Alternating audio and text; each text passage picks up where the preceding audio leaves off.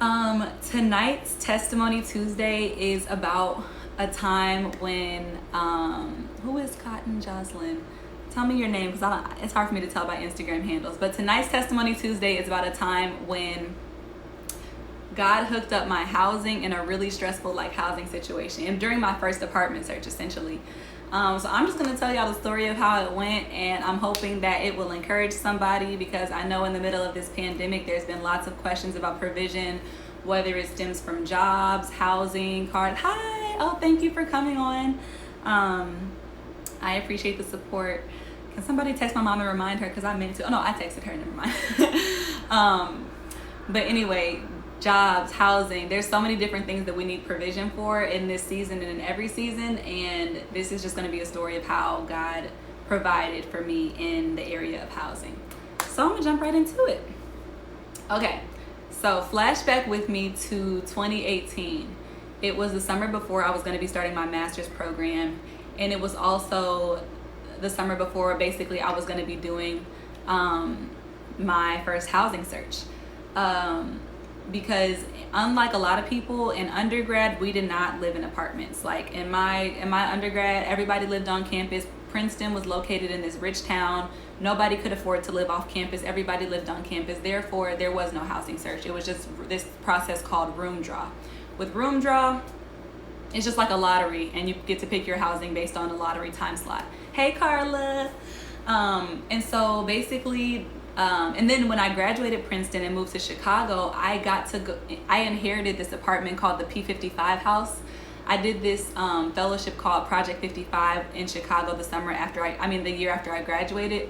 And there was a house that had been passed down through P55 fellows through the years that came fully furnished and stocked with all the things that you needed in an apartment. I literally still have stuff in my apartment to this day from the P55 house.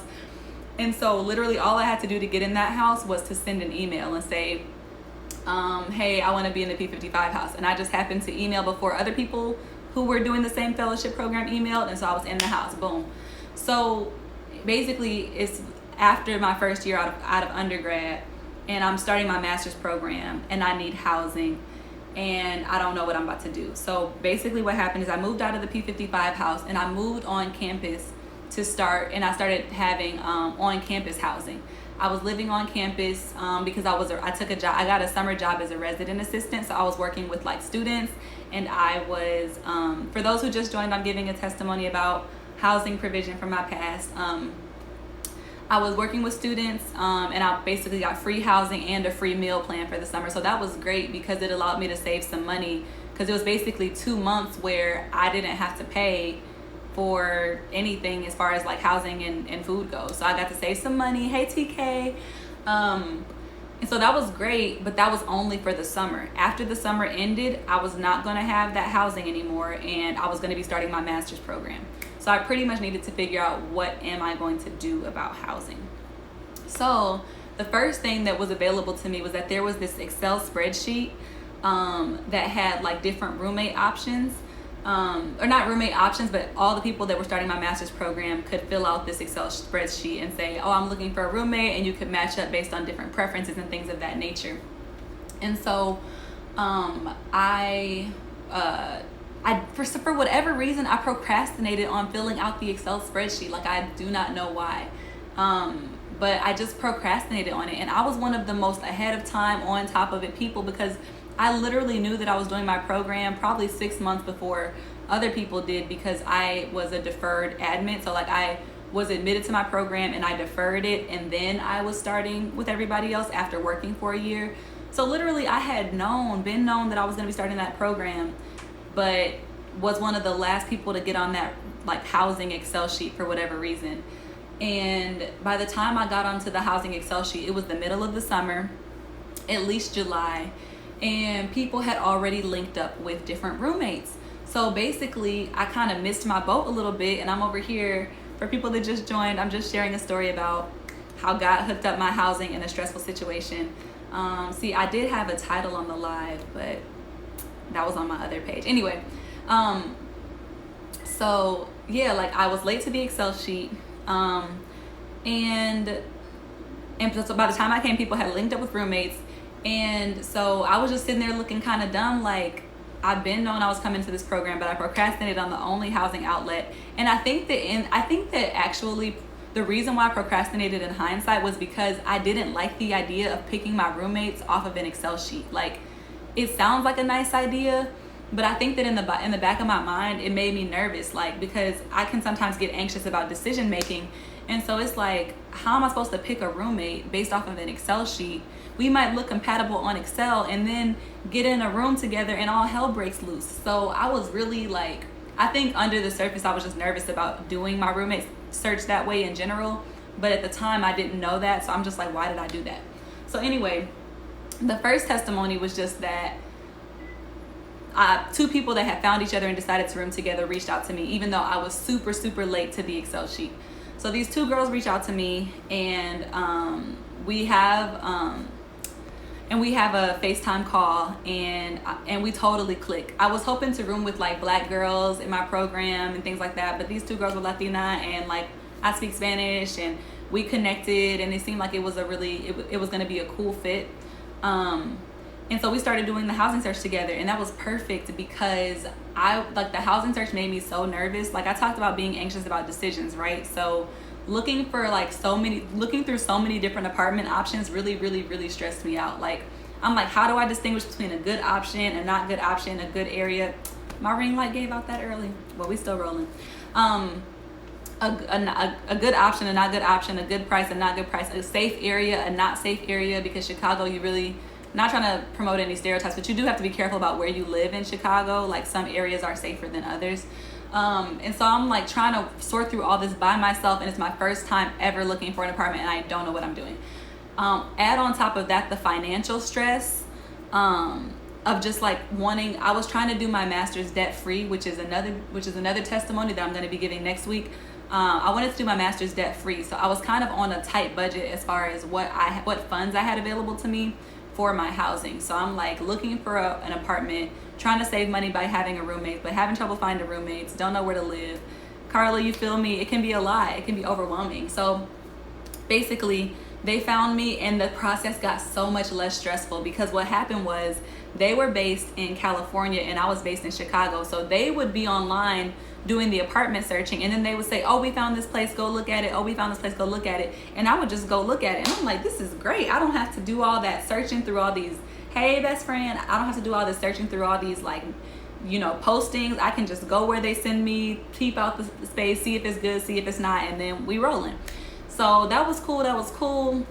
We actually got to a point where we almost found a place too. Like, it was hey Salam, we almost found a place. Like, we found a place, and it was like pretty nice. It wasn't perfect. It was in an area of Hyde Park that has bad parking, because near the U Chicago campus, parking can be really, really bad, like really ugly and just hard to get. So it wasn't in a place with great parking, but like, it had the 3 bedrooms, it had some nice amenities, whatever. And so we were literally almost about to go like close on that housing opportunity, but it fell through at the very last minute. So basically, we were literally getting ready to close on that apartment, but the person who was living there ended up needing to stay there longer. So, but what that did was it opened up an opportunity for us to have some conversations, because as we were like talking about our living situation, there were some minor things coming up that were giving me kind of pause about the possibility of living together. Namely, these two girls were super sweet, super nice in my program, whatever, but they both were in serious relationships. One of them wanted her boyfriend to live with us. Like, she was going to move to Chicago with her boyfriend when our program started, and he needed to get on his feet and find housing and a job.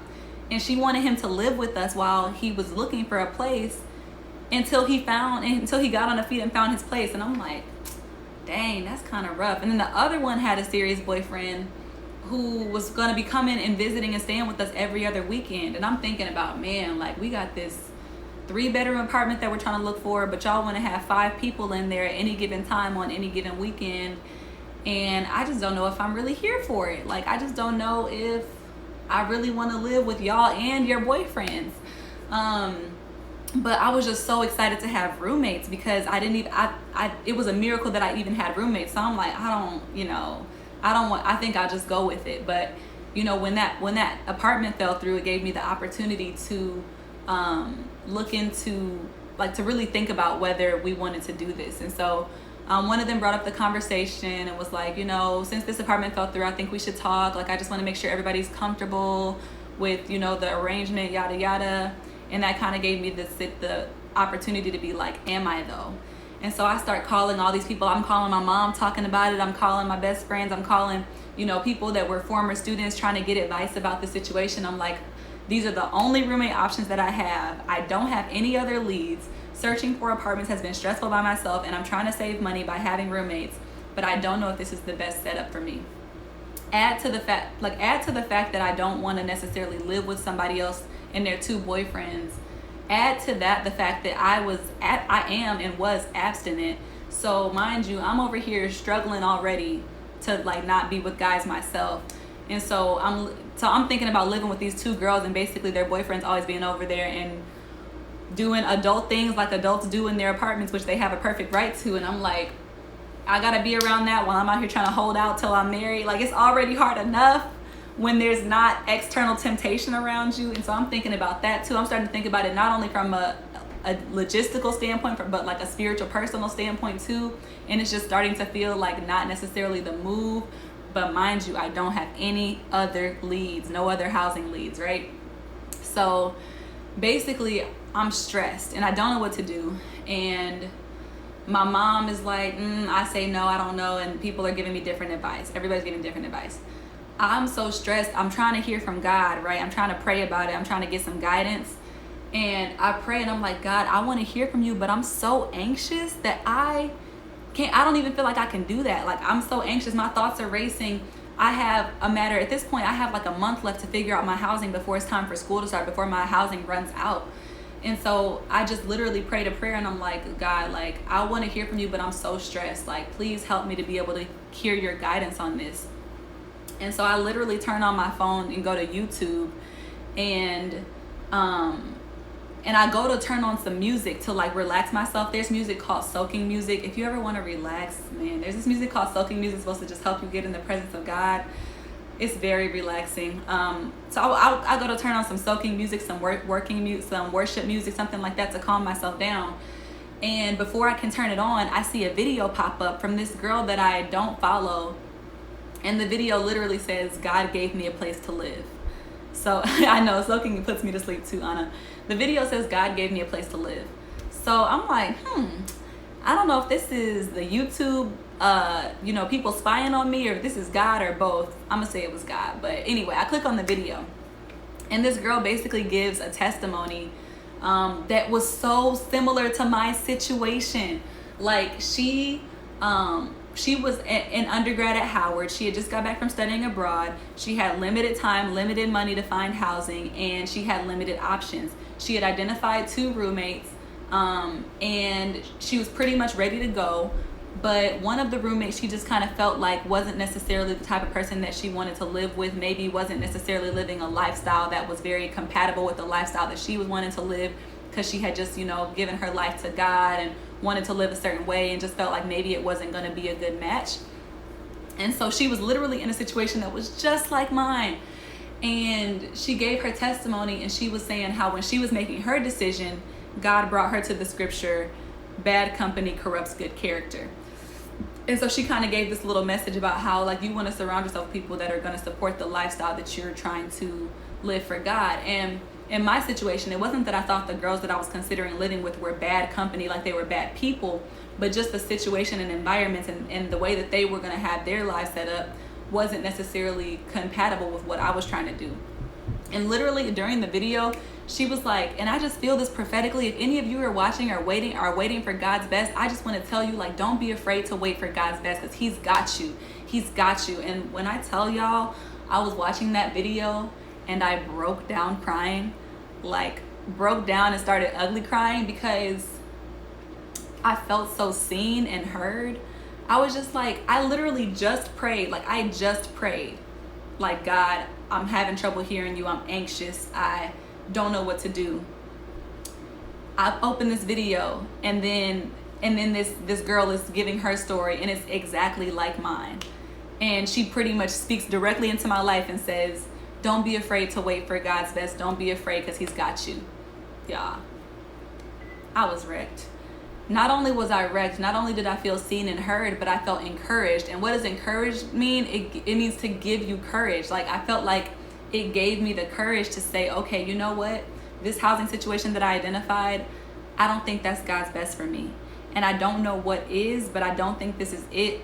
So I'm a pass.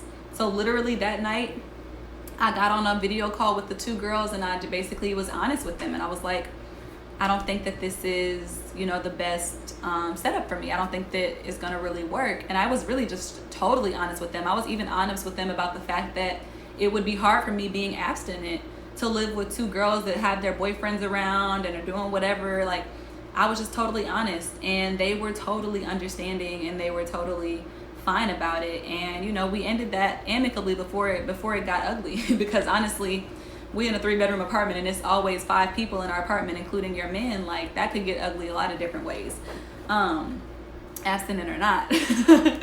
But honestly, it wasn't just breaking the agreement with them that made me anxious. It was actually the fact that when I broke the agreement with them, I had no other roommate options. Like, I had no other leads. Hey Chris, no other leads, like literally none.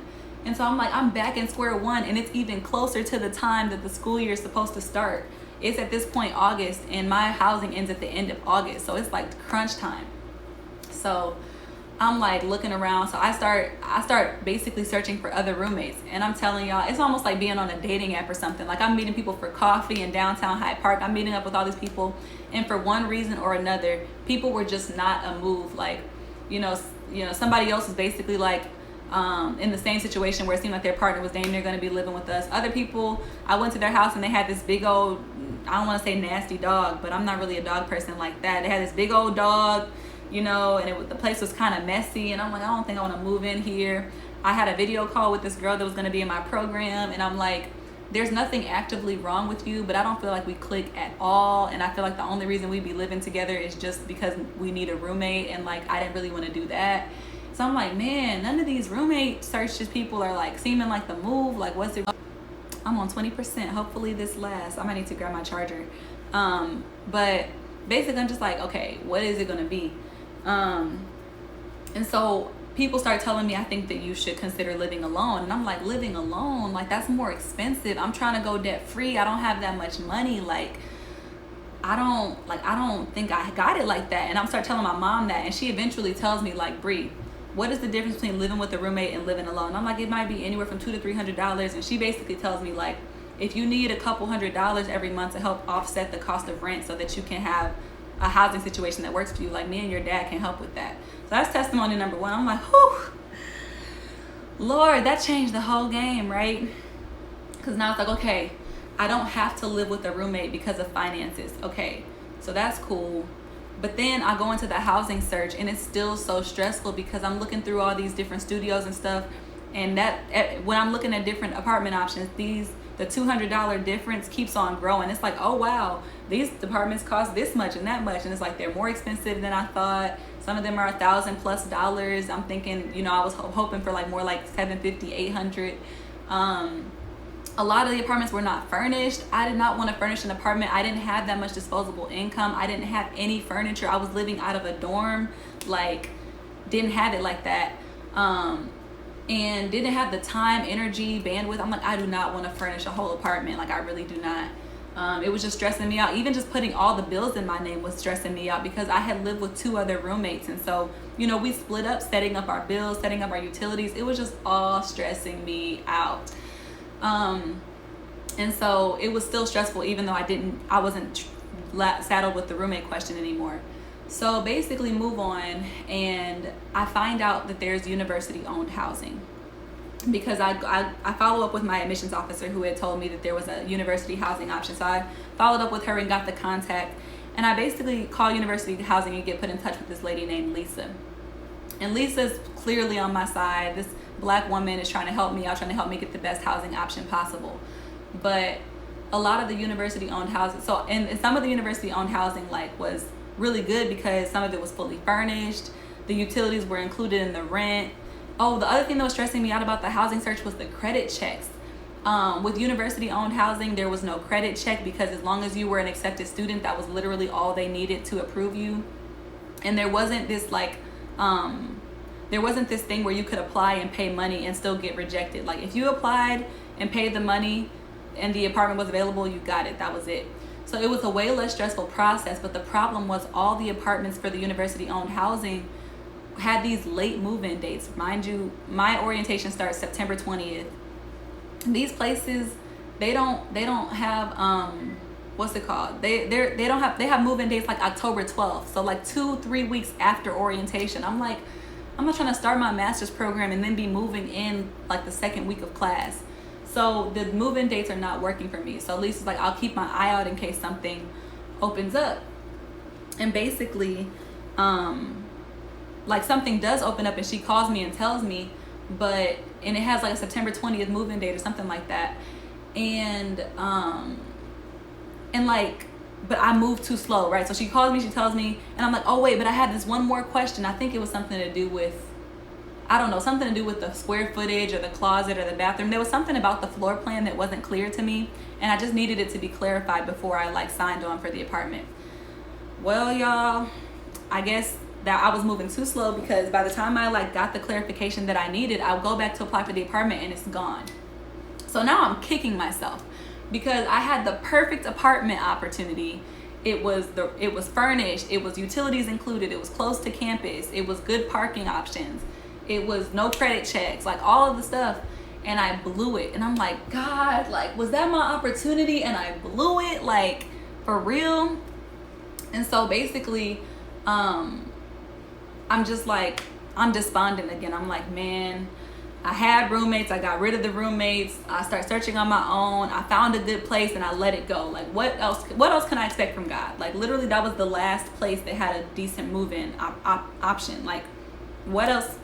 I thought it was pretty much done for, and at this point it's even closer to the time that it's time for school to start. So I blew it and I'm kicking myself and I'm like, Linda, please tell me if something else opens up. And basically, by the grace of God, Linda ends up calling me again, telling me that there's another apartment available with the same amenities, fully furnished, utilities included, no credit check, automatic approval for students, close to campus, all of that. And it has, you can pick your own move-in date. Y'all, when I tell y'all that like, I was at work too. I was like, I'm going on break, and I'm literally like filled out the application like right then and there. A deposit went through $200 and I was pretty much approved. And so basically I ended up having an amazing housing situation my first year of my master's program. I didn't have any roommates and it ended up being perfect for me because I'm a super social person. So my first year of my master's program, I was always out and about and like talking to people and spending a lot of time with other people, and it was actually perfect for me to come home and have my own space. Like the rent was super affordable, like $820 for rent, fully furnished, all utilities included, no extra bills to put in my name, super easy. Like it was like 4 minutes walking from where I was going to school. Like it was literally just perfect, and it came through literally in the midnight hour. Like it was the last page in my journal. Like when did I feel like, yeah, okay, August 18th, I think, or something like that, or August, yeah, something like that, beginning of August 9th, and I needed to move in like by mid-September, so it was not a lot of time left, and I was freaking out, but it came through. And the main lessons that I learned from this were about two things, like really like thinking about what is the setup that is most ideal for you in anything that you're going into, whether it's a job, housing, car, whatever. Like being able to identify what you actually want and not being afraid to ask for that. And then not only not being able to identify what you want and what you need, but also being willing to wait for it. And sometimes waiting means letting other options pass by you that seem more safe because they're there and the option that you're looking for isn't there. But if you let those options go, then the option that's actually meant for you can come to you.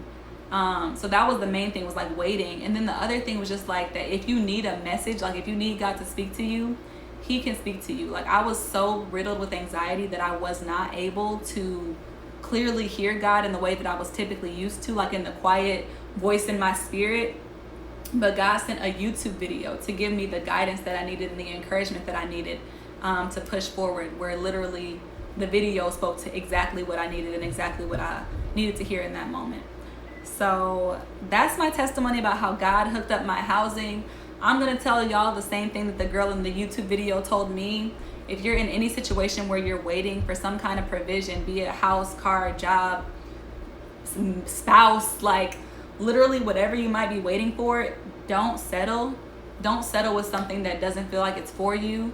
Wait for the thing that is for you, because it is coming. That's mostly what I got. There's like a Q&A option, like if people want to ask questions. Last week somebody asked a question and that was pretty cool. I'm wondering if anybody who's watching, is anybody like in the process of waiting for something, waiting for like what really feels like it's for them, whether it's like any type of provision, job, mate, house, car. Like, I'm just curious whether this is something that resonates with people who are watching. So if you want to drop in the comments, sometimes it can be delayed, but if you want to drop in the comments any situation or way in which this resonates with you, I'd love to hear. And if anybody has any questions about my experience or how I got through that, like, definitely feel free to let me know. But that's just one of many situations where I feel like God has shown me like to wait for his best. Like, I've had a situation where I had a summer internship offer from one place, and like, but that didn't feel like the place where I really wanted the internship, but I turned it down without having another internship, on the line. But then, another one came through later and it ended up being exactly what I was looking for. I've had that happen with a car where like I almost got a car that I didn't even really like. I'm so glad it resonated, y'all. I'm so glad.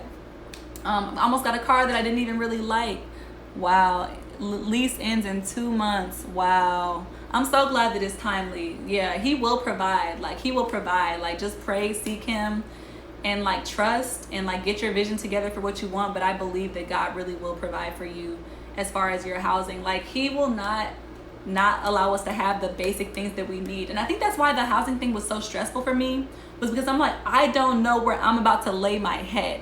Like I don't know where I'm about to lay my head at night. Like, I'm about to start school, but I don't have housing.